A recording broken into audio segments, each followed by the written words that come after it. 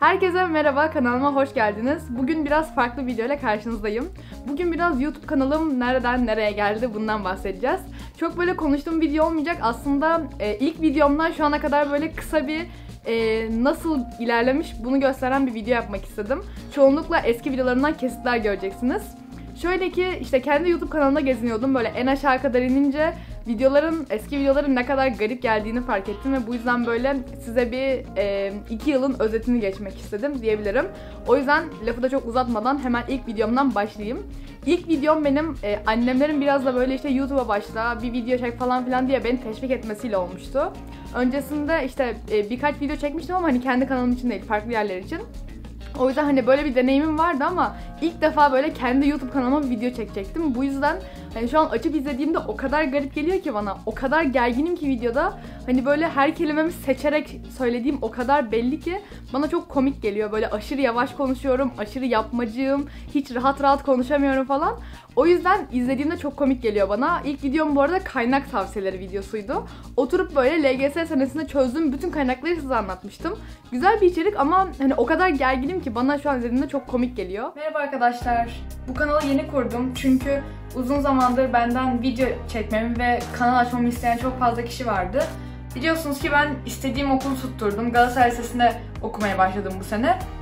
O yüzden benden sene boyunca hangi kaynakları kullandığımı ve hangilerinden memnun kaldığımı öğrenmek istiyorsunuz çoğunlukla.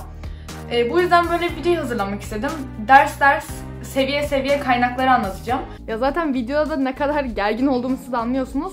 Bir de mesela kapak resimleri falan da o kadar amatörce ki şu anda böyle o zamanların YouTube görünümüne indiğimde en aşağı doğru o kadar komik geliyor ki yaptığım kapak resimleri. İşte kağıda yazıp böyle size kaynaklar diye göstermişim falan filan. Bence çok komik ama düşünce de çok ne kadar bilgisiz ve deneyimsiz olduğumu görünce çok da tatlı geliyor bir yandan. Hani bu kadar gelişmiş olmam diyebilirim. Sonrasında bu video yayınlandıktan sonra böyle yani çok izlenmemiştir büyük ihtimalle, hatırlamıyorum ama şey yapmıştım işte. Sürekli böyle 2 günde bir video koyuyordum. Biraz aslında ilginç, hani 2 günde bir video koyacak kadar nasıl vakit ayırabiliyormuşum bilmiyorum ama hani kanalın yeni olmasının verdiği hevesle işte hazırlık senesine falan derken sürekli böyle LGS hakkında minik minik tavsiyeler verdiğim böyle çok kısa ama çok sık gelen videolarım olmuştu. Bugünkü videomun konusu ders çalışma programı nasıl hazırlanır bu. Herkese merhaba. Bugünkü videomun konusu şu olacak. LGS sürecinde girdiğim denemelerde nasıl sonuçlar alıyordum? Herkese merhaba, bugün yine videoya karşınızdayım. Bugünkü videom biraz motivasyon hakkında. Herkese merhaba, bugün yine videoya karşınızdayım. Herkese merhaba, bugün yine videoya karşınızdayım. Bugünkü videomun konusu şu olacak. LGS sürecinde sosyal medya kullanımı nasıl olmalı? Sonra şöyle bir videom var, Galatasaray Lisesi hakkında yanlış bilinenler. Bu sanırım böyle okulum hakkında, sadece okulum hakkında çektiğim ilk video. Hani ben bilmiyorum, kanalımda bir sürü Galatasaray Lisesi hakkında video çekiyorum. Bazen de bana diyorsunuz neden sürekli bundan bahsediyorsun diye. Bu aslında hani şey gibi değil. Bu okulu kazandım diye böbürlenmek babında değil bu. Okulumdan gerçekten çok memnunum, çok seviyorum. Ve bunun dışında da ben Galatasaray Lisesi'nin Türkiye için gerçekten değerli bir kurum olduğunu, çok köklü bir değer olduğunu düşünüyorum. Bu yüzden de aslında bu kadar hani tam olarak anlaşılması için bahsediyorum da diyebilirim. Bu yüzden hani ilk bu şekilde başlamıştım Galatasaray Lisesi'nden bahsetmeye. Sonra da işte vloglarla, farklı konuştuğum videolarla bunun devamı gelmişti tabii ki. Bugün okulum hakkında biraz konuşmak istiyorum. Bana yorumlarda sorduğunuz veya çevremde duyduğum böyle Galatasaray hakkında yaygın ve yanlış bilinen şeylerden bahsedeceğim bugün. Sonrasında mesela ilk ders çalışma günlüğümü gördüm. Öncesinde hep böyle tavsiyeler verdiğim tarzda videolar çekerken ilk defa vlogumsu bir şey çekiyordum. Ve hani şu an baktığımda bence çok da kötü değilmiş ilkine göre. Sadece editlerim falan çok komik. Hep aynı müziği kullanmışım bütün arkası boyunca. Bir de biraz böyle ilk defa vlog çekmenin verdiği şeyle kendimi rahat olmaya zorlamışım. Ama hala gergin olduğum belli oluyor. Hala böyle tam alışamamışım kamera karşısında konuşmaya. O yüzden o da bana biraz ilginç geliyor ama hani sonrasında birçok ders çalışma günlüğü çektim. Hani onun başlangıcı gibi olduğu için böyle bir nevi kilometre taşı diyebileceğimiz bir video bence.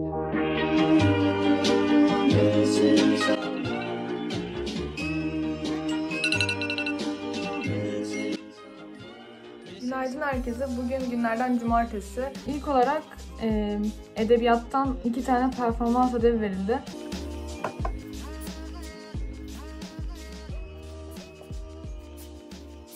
Evet, 20 soru çözdüm. Bir test.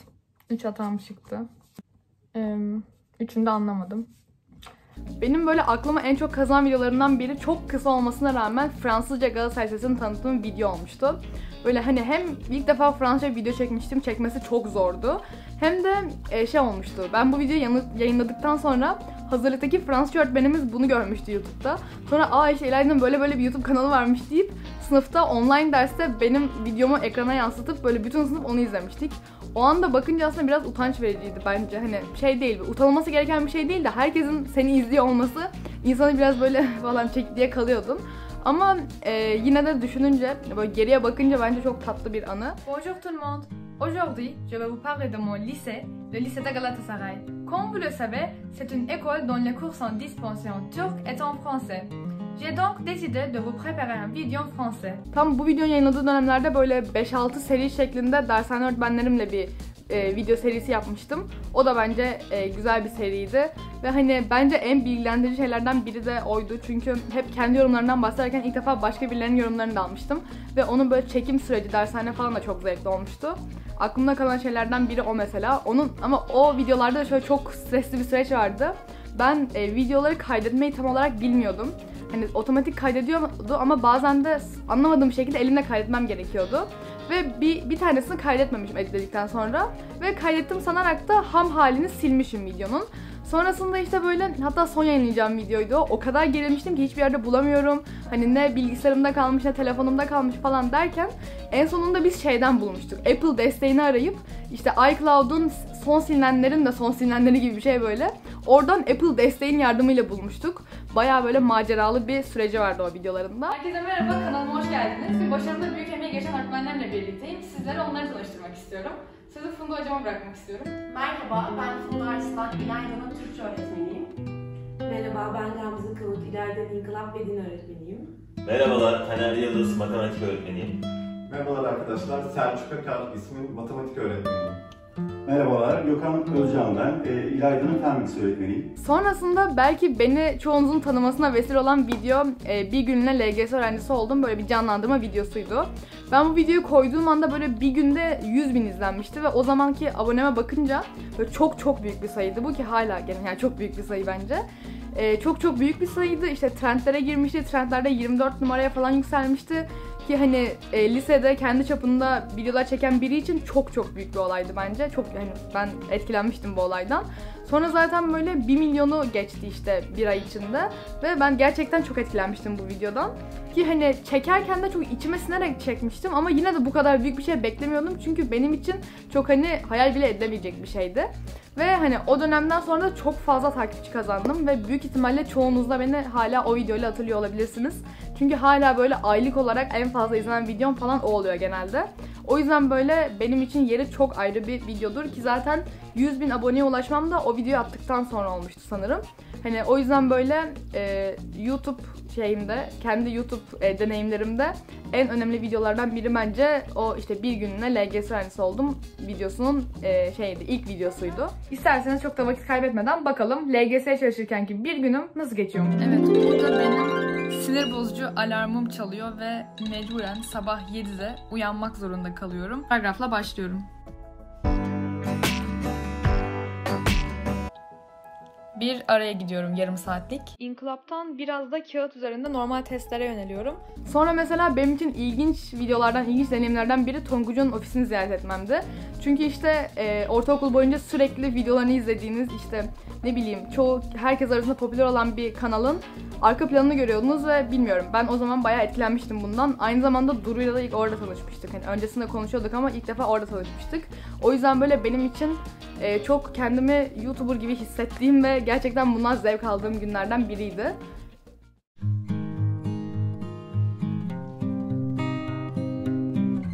Burası da Tonguç'un stüdyosu gördüğünüz gibi. Bizim izlediğimiz bütün ders içerikleri burada çekiliyor. İçeride stüdyo var.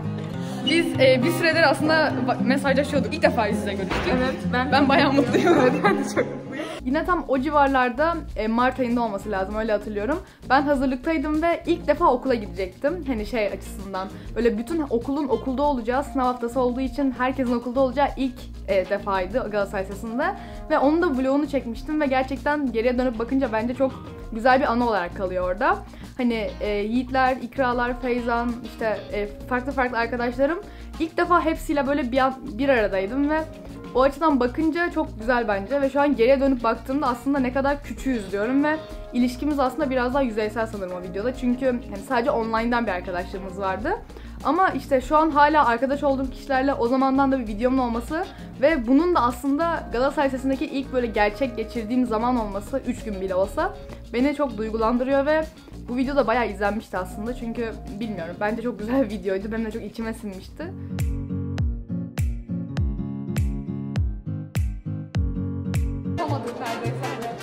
Ben bile stres oldum onun adına şu an. Neyse yetiştik sınava. Bir şey diyeceğim. Kadın sesleri inceden başlıyor. Herkes edebiyatta ne kadar kötü olduğumu sürekli ağlayarak edebiyat çalıştıran biliyor bence. Geri dönebilir mi bilmiyorum. Onun dışında çekerken en eğlendiğim videolardan biri de belki 100.000 kutlamamdır. Onu Yiğit ve Kaan'la beraber çekmiştik. Ve o zaman ikisi de çok bir yakınlığım yoktu ama şu şekilde gelişmişti olay. Normalde Duru'yla beraber kutlayacaktık ama bu pandemi falan olaylarından dolayı bir türlü ayarlayamadık. Ve elimizde pasta da vardı ve hani o videonun o gün çekilmesi gerekiyordu pastaya zarar gelmesin diye. O yüzden işte ben şey yazmıştım bir gruba. Bugün evime gelip pasta yapmak isteyen var mı? Ve o şekilde ikisi gelmişlerdi. Ve bilmiyorum, bence çok eğlenmiştik. Hani ortalığı bayağı batırmıştık, bizim evin mutfağında çekmiştik.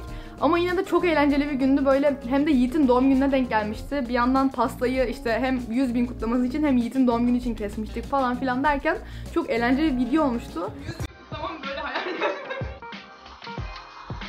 Olmazsa. Bunu böyle kesersek. Kesmeyelim. Deneyelim. Şeker konusuna gireceğiz. Aferin. Müthiş.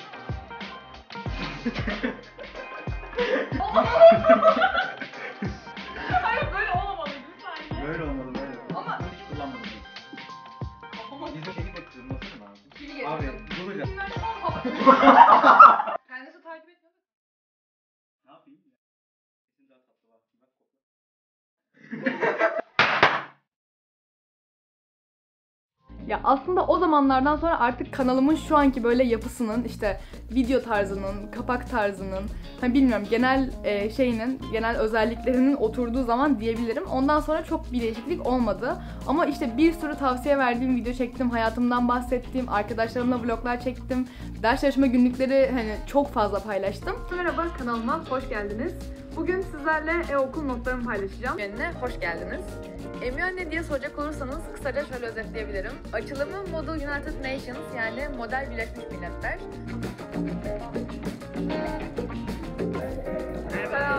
O kadar seviyoruz ki birbirimizi 5000 aylık alamıyoruz. Herkese merhaba, kanalıma hoş geldiniz. Bugün sizi okulumda ağırlıyorum. Sadece unutmamak için bir kez daha şöyle hızlıca bir okuma yapacağım. Sonrasında da devam ederiz. Böyle baktığımızda aslında bir sürü video var o tarihten itibaren. Ve hani bilmiyorum, ben baktığımda 2 sene içindeki bütün hayatımın neredeyse her haftasından bir video var ve bu aslında güzel bir şey bence. Yıllar sonra baktığımda elimde böyle bir lise hayatımın belgeseli gibi bir şey olacak. O yüzden ben bunun çok güzel bir şey olduğunu söyleyebilirim ki zaten aslında YouTube'a başlarkenki en büyük hedeflerimden biri de buydu. Böyle hani bir nevi görsel bir günlük tutmak gibi oluyor çünkü. Bunu söyleyebilirim sanırım. Şu anda da hala ders çalışma günlükleri çekmeye, kimi zaman okulumdan bahsetmeye, Galatasaray Lisesi'nden, kimi zaman işte size LGS tavsiyeleri vermeye devam ediyorum. Bunun dışında hayatımda yeni bir gelişme olursa da sizlerle paylaşıyorum tabii ki. Bu videoyu da burada bitiriyorum. Bence güzel bir, tatlı bir video oldu. Eğer videoyu beğendiyseniz beğen butonuna basabilirsiniz. Eğer hala abone değilseniz bu 2 yıllık gelişimi gördükten sonra bence abone olabilirsiniz. Ve bir sonraki videolara kadar kendinize iyi bakın diyorum. Görüşmek üzere.